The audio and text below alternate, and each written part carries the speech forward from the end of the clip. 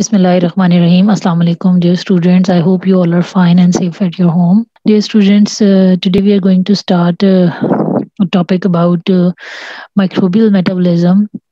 In the course of fermentation biotechnology, up till now, we have discussed the different types of definitions of fermentation and what are the benefits which we reap from fermentation process and how this methodology, or you can say technique, established at industrial level to give you different kind of benefits. We have discussed all of these things so far, and we discussed at the same time the importance of microbes in fermentation process. So if microbes are of such importance that they are without them fermentation cannot take place, so it means we need to learn about the chemical reactions which is going on inside this microbial cells. For this purpose, we are going to discuss in detail about the metabolism of these microbes. Before starting this lecture, I tell you one thing that many of the terminologies used in this lecture, in this particular under this particular topic, they are very much familiar to you because you all of you have studied up till now very many basic concepts of biochemistry in different courses.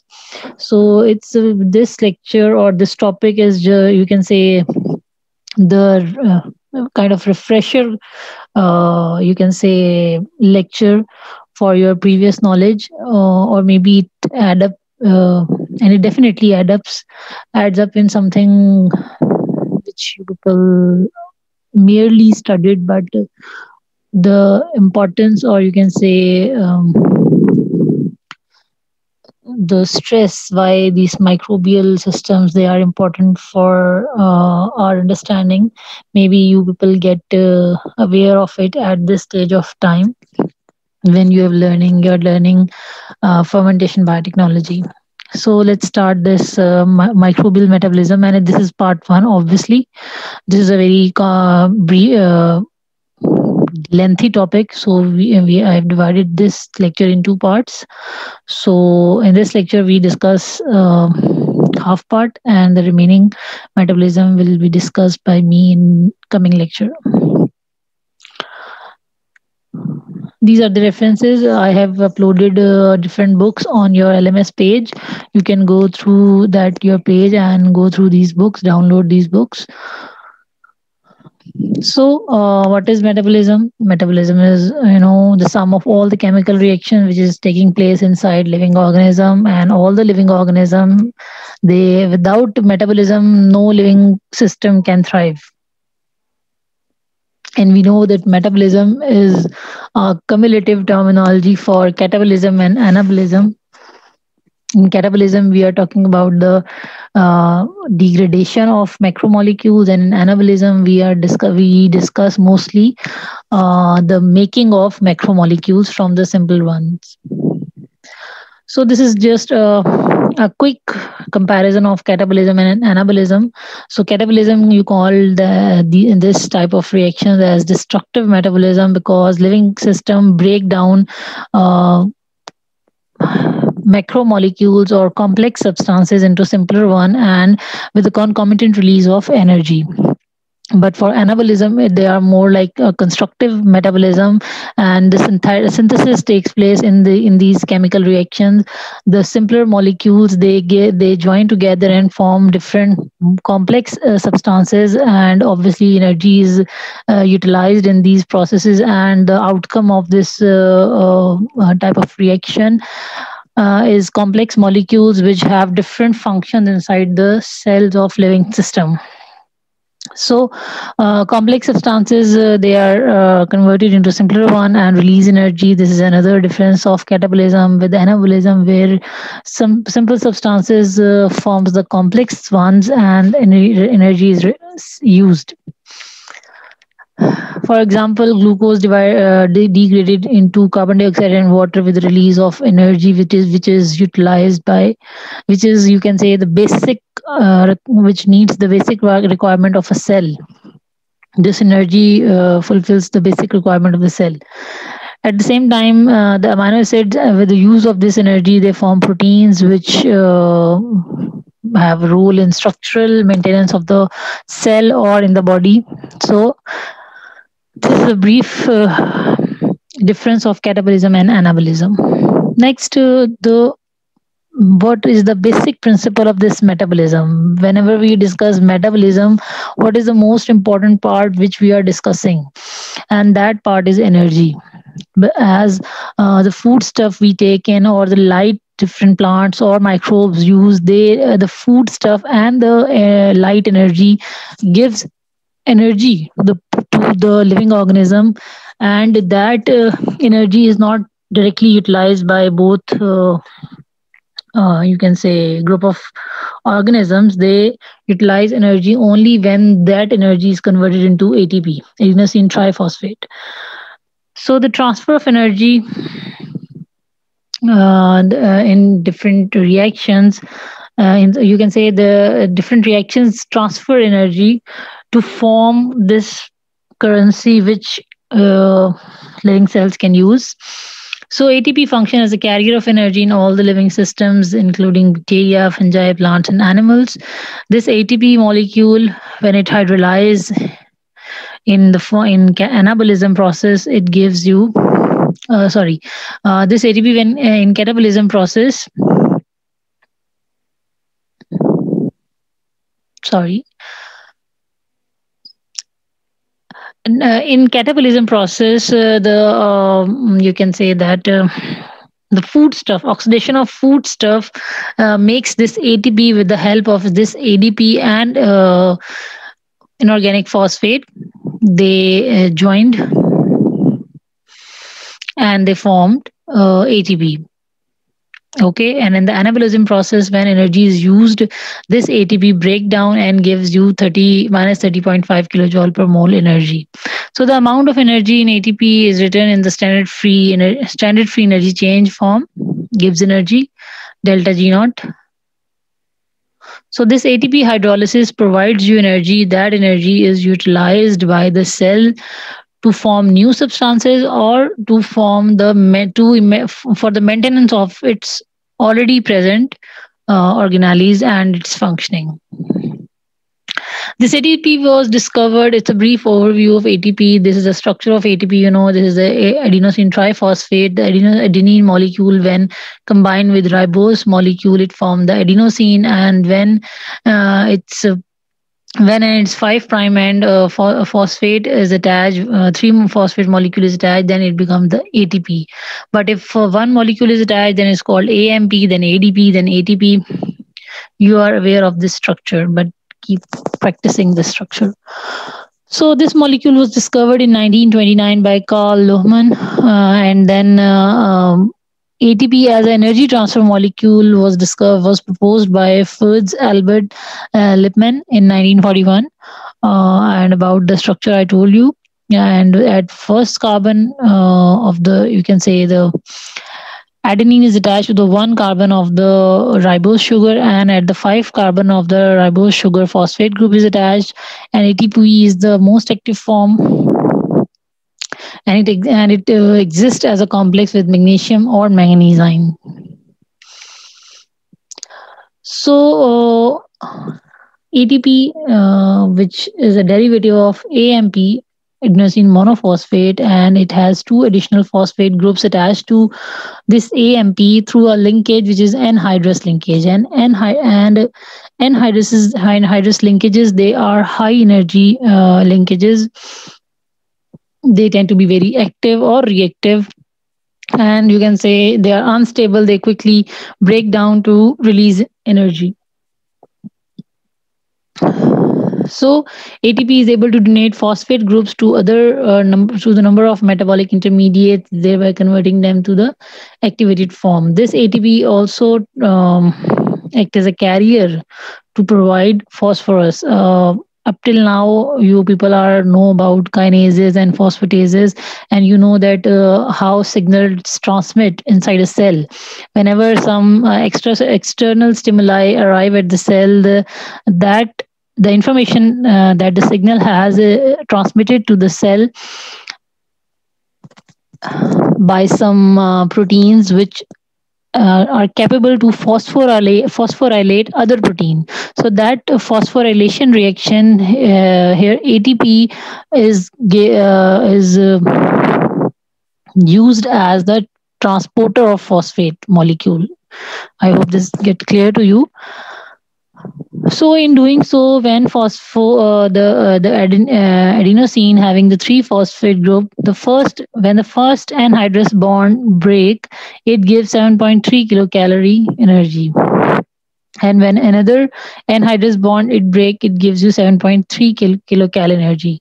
So they are the high energy bonds. When you compare this high energy bonds or this anhydrous linkages with the third phosphate linkage, which is an ester linkage, when you compare these linkages, you found that the ester linkage is a less active bond, and we term this bond as a low energy bond. And when this bond cleaves, it gives you minus 3.4 kilocalorie energy. Okay.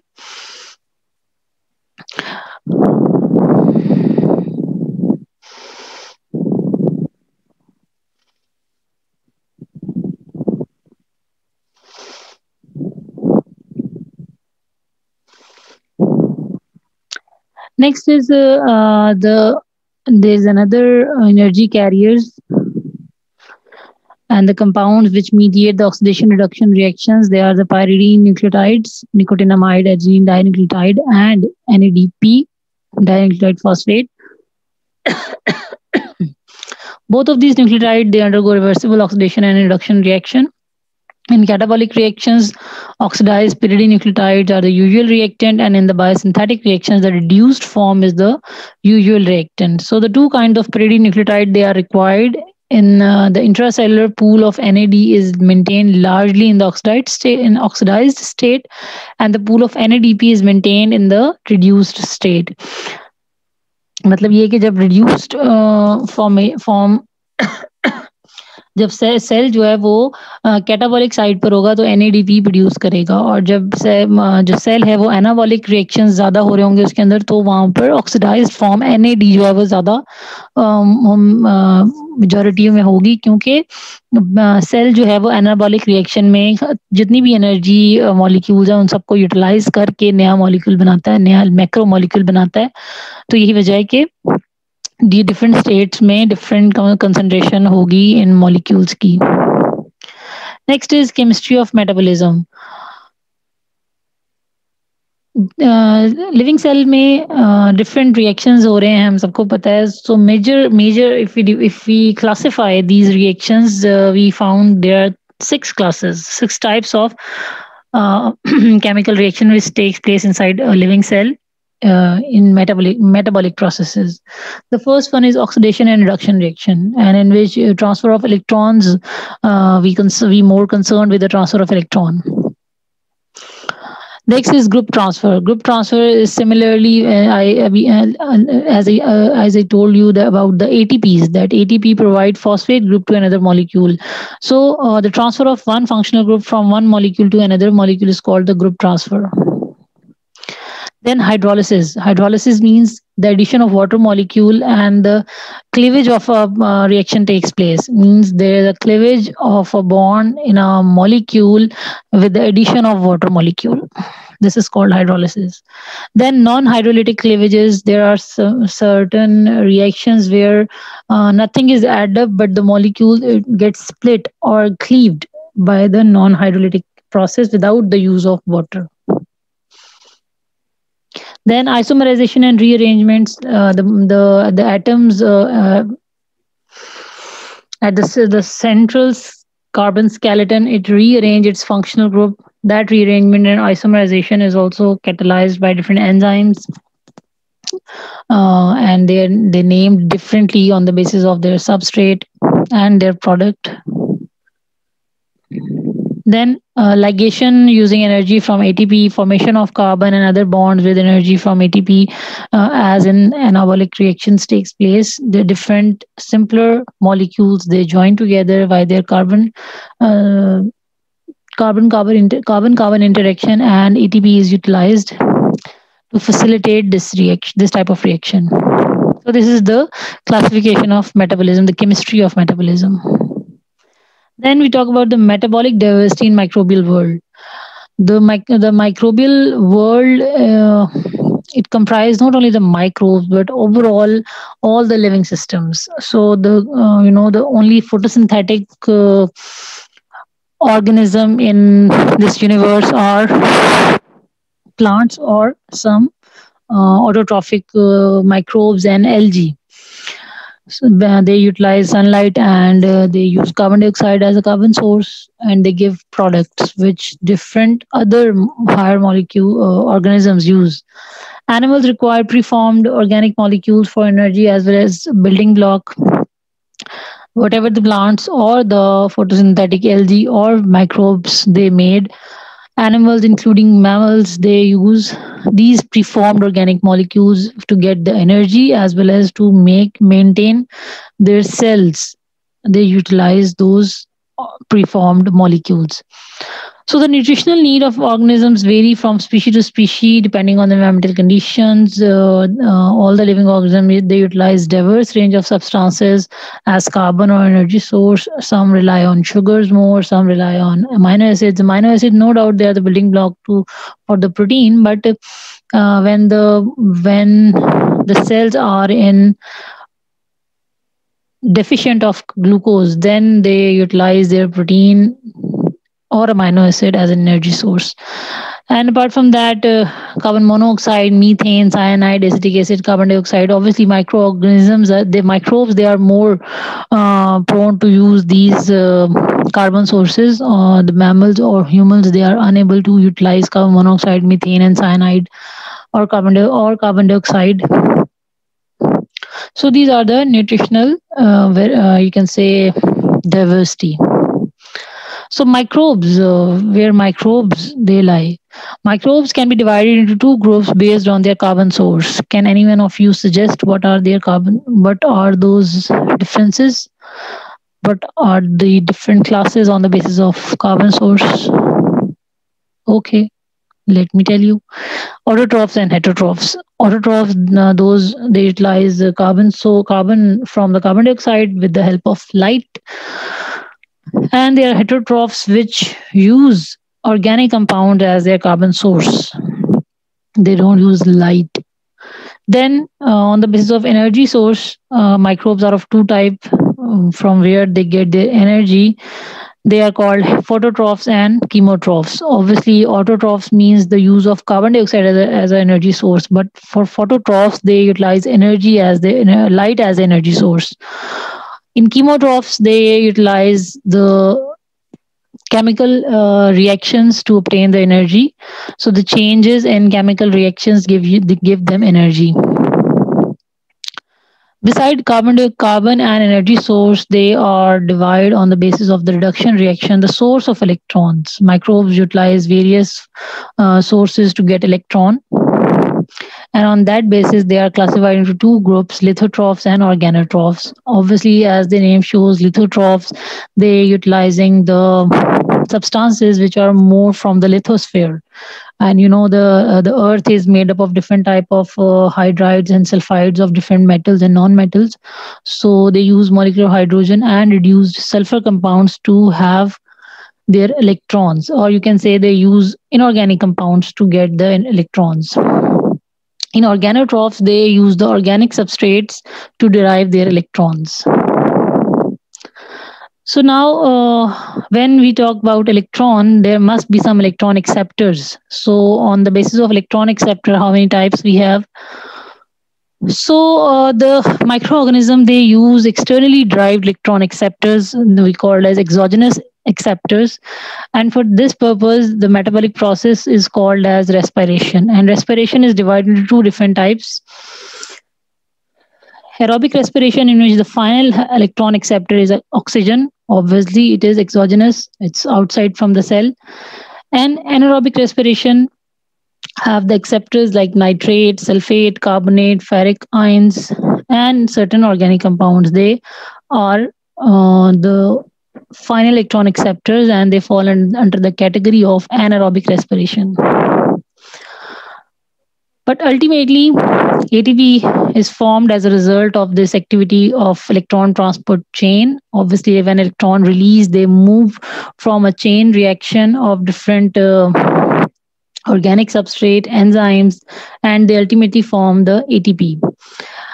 And the electron transport chain, is only workable when there is oxygen. But in the absence of oxygen, the anaerobic condition prevail. So the substrate is oxidized and it degrade without external electron acceptor, without the participation of oxygen. So that kind of conversion we called it as fermentation. And in this fermentation, the internally derived organic electron acceptors are used. Now moving toward the process. First of all, the chemo organo heterotrophs, as their name shows, they are going to use the chemicals organic in nature, and there is no carbon dioxide and no light. Means they are going to use the organic chemicals apart from carbon dioxide and light. So first phase is breakdown of large complex molecules. If they are using polysaccharide, protein, and lipids, then they need to break down these compounds into respective simpler unit. And at this stage, there is no release of energy. Here you can see in this diagram the protein, polysaccharide, and lipids. In the stage 1, they break down into their simpler substances, amino acid, monosaccharides, and for lipids, glycerol and fatty acid. There is no release of energy.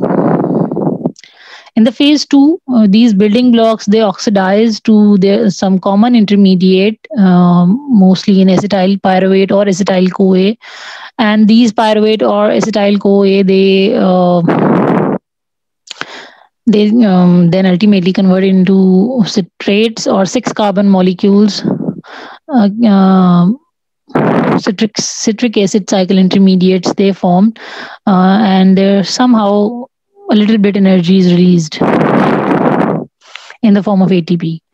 Then comes the phase 3, which is a citric acid cycle reaction. Here, the oxidation of acetyl CoA takes place into carbon dioxide, and then ultimately, obviously there is formation of energy acceptor molecules, NADH and FADH, which then move toward the electron transport chain for oxidative phosphorylation, where energy is released, and the electron is accepted by oxygen, with the movement from different, you can say, carrier molecules, and ATP is synthesized. So most of the microbes, they grow on a variety of polysaccharides, and polysaccharides are too large to be taken up by the cells. So in the phase 1, microorganisms excrete exoenzymes which hydrolyze this large molecule into small transportable sugar molecule. And when the sugar molecule, they get absorbed inside the cell, they have different fate.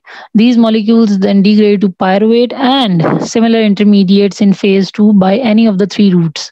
So now we will discuss the 3 routes after converting into pyruvate. There are 3 routes. One is the glycolysis, which is also called EMP pathway, then Anton Daudorf pathway, and Pentose phosphate pathway. So the glycolytic pathway, this is not very naive for you. This is a simple glycolysis pathway, and this pathway is also called Amden-Meyerhof-Parnas pathway, and the most common, found in all living organisms, animal, plants, and microorganisms. This pathway, it may be aerobic and anaerobic at the same time. Whether the ultimate fate of the glucose is not clear, glycolysis will definitely take place. So this process takes place in the cytoplasm of all the prokaryotes and eukaryotes. There are 10 enzyme catalyzed reaction that begins with the glucose molecule, and it comprises of 3 stages. First of all, conversion of glucose into fructose 1,6 biphosphate, then splitting of fructose 1,6 biphosphate into 3 carbon fragments, glyceraldehyde 3-phosphate and phosphoenol pyruvate, then the ultimate formation of pyruvate with the release of ATP molecule. So this is the 10 reactions of glycolysis. Glucose converted into glucose 6 phosphate with the help of hexokinase or glucokinase. The ATP is used. Then glucose phosphate isomerase. There's a rearrangement takes place. Now you must apply all the chemistry of metabolic chemistry, or the 6 type of reactions here in this complete flow diagram. You can apply all these 6 reaction here. Then the rearrangement takes place with the isomerase enzyme, glucose to fructose 6 phosphate, then phosphofructokinase. Again, phosphate molecule is transferred. Now the group transfer takes place from ATP. Phosphate is shifted on the fructose molecule and it becomes fructose 1,6 biphosphate or bisphosphate. Then, with the help of aldolase enzyme, it converted into glyceraldehyde 3 phosphate and dihydroxyacetone phosphate. And here again, these two molecules, they get rearrange their functional group with the help of isomerase enzyme. And then the glyceraldehyde 3 phosphate dehydrogenase, their shifting of functional group takes place with the release of NADH or with the release of ATP from 1,3 bisphosphoglycerate. Here the 3-phosphoglycerate kinase, it removes the molecule phosphate from this 1,3 bisphosphate to ADP and form ATP. Then from 3-phosphoglycerate, due to mutase, it converted into 2-phosphoglycerate, and at the same time 1,3 biphosphoglycerate, it may move toward the 2,3 bisphosphoglycerate. Here you can say another route for this molecule to follow. Here the mutase again convert it into 2,3 bisphosphoglycerate, then 2,3 bisphosphoglycerate phosphatase catalyze the reaction and convert into 3-phosphoglycerate. Then 2-phosphoglycerate forms, then enolase is formed, then phosphoenol pyruvate is formed, and then pyruvate kinase. From phosphoenol pyruvate to pyruvate kinase is the enzyme which is responsible for this conversion and with the release of ATP. And at this stages where ATP is produced, here only the 7.3 energy is released, but the substrate level phosphorylation is involved here, which assures, or you can say which facilitate this ATP formation at this point. At this point where pyruvate is formed, the glycolytic pathway or EMP pathway, it completed, and after that pathway there is many fates for this pyruvate to go. It may move toward lactate formation if there is complete absence of oxygen and immediate requirement of energy. Then this pyruvate is converted into lactate with the lactate dehydrogenase with the use of NADH to form NAD. So this is the complete glucose glycolysis reaction. There's a reactant and the product. One glucose molecule gives you 2 pyruvate, 2 ADP, 2 NAD, ATP, 2 NADH, 2 protons, and 2 water molecules. Now here comes the substrate level phosphorylation. What is it? In substrate level phosphorylation, ATP is formed by transfer of high energy phosphate group from an intermediate of a fueling pathway as it takes place in 2-phosphoglycerate. The 2-phosphoglycerate convert into phosphoenol pyruvate and into pyruvic acid with the release of phosphate group from this phosphoenol pyruvate to ATP. So as a consequence of the removal of a molecule of water, the low energy ester linkage of phosphate in 2-phosphoglyceric acid is converted to a high energy enol linkage. Are you getting it? This 2-phosphoglyceric acid having an ester linkage, which is a low energy bond. So the 2-phosphoglyceric acid is converted into phosphoenol pyruvate. This enol having a high energy enol linkage, and this high energy linkage phosphate is then ultimately transferred to ADP, and the consequence of which ATP is generated. I'm going back on this diagram where 2-phosphoglycerate is converted by enolase into into phosphoenol pyruvate. This phosphate is shifted from this second position to a position where enol is formed, and that enol is a high energy bond. And when this phosphate is removed and shifted to ADP, it becomes a high energy molecule and ATP is formed. Next is Entner-Doudoroff pathway. Beside this EMP pathway, there is another pathway which is followed by microbes for the degradation of carbohydrate. Means if you grow microbes on a carbohydrate-rich media, then microbes opt this pathway to follow, and this was first discovered by Entner and Doudoroff in Pseudomonas microphila. But this pathway is also used by gram-negative bacteria like Pseudomonas, Rhizobium, Azobacter, Agrobacterium. The key enzyme of this ED pathway are 6-phosphogluconate dehydratase and 2-keto 3-deoxy 6-phosphogluconate KDPG aldolase. This is an enzyme. Some microorganisms like E. coli, when grow on substrate like gluconate, manonates, hexouranonates, they use this ED pathway for the degradation of this complex carbohydrate. Here, glucose is converted into glucose 6-phosphate. Initially, it is same, but from 2,6-phosphate, 6-phosphogluconate is formed, and that gluconate is then converted into 2-keto 3-deoxy 6-phosphogluconate, and it leads to pyruvate and glyceraldehyde 3-phosphate. It may follow any of these paths. So in this path, glucose 6-phosphate is first dehydrogenated to yield 6-phosphogluconate. So first difference is here in the first step, glucose 6-phosphate. You can compare this sequence of reaction with the glycolysis pathway after this lecture. So this is converted by dehydratase and an aldolase reaction into one molecule of glyceraldehyde 3-phosphate and one molecule of pyruvate. So the glyceraldehyde 3-phosphate can oxidize to pyruvate by the enzyme of glycolysis pathway. Okay, so there are equal chances of this 2-keto 3-deoxy 6-phosphogluconate to convert into glyceraldehyde 3-phosphate or pyruvate. So pyruvate is the ultimate product. It no need to convert into anything rather than acetyl-CoA. But this G3P will ultimately convert into pyruvate by using the enzyme, or the sequence of reactions takes place in glycolysis. Then come the pentose phosphate pathway. Most of the catabolic reactions, they generate NADH as reducing agent as a source of electron. Many anabolic pathways require NADPA as reducing agent. So for the microorganism which may use the secondary pathway, the pentose phosphate or hexose monophosphate pathway alongside glycolysis or ED.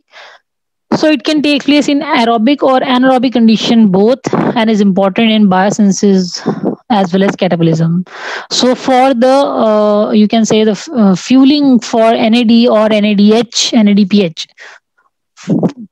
to provide cell with abundant quantities of NADH and NADPH, microbes utilize this pathway very well, both the aerobic or anaerobic.